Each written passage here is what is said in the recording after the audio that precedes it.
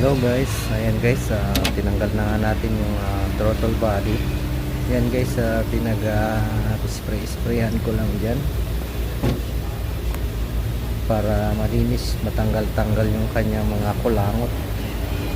Ayan, so ginamitan ko din siya ng mahiwagang spray-spray para matanggal naman yung mga kulangot niya at hindi magalit yung may-ari at matuwa naman sa ginawa.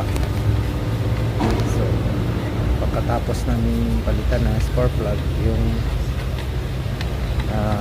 engine nya, nilinis din namin yung kanyang throttle body.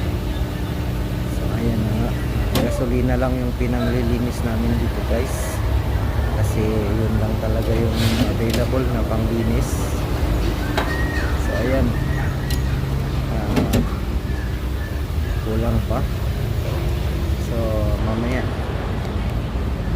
yan pala guys, dito namin yung tinanggal sa makina ng Volvo. Bali yung kanyang throttle pabaliktad, medyo mahirap pero kaya naman. Tapos nyo naman siguro kaya tanggalin yan. Ito yung kanyang spark plug pala na tinanggal namin na luma. Bali EMS lang ng ginawa namin dito, palit ng spark plug, tapos linis ng injector. Ayan, so balik na natin. Medyo mahirap balik pero kaya naman.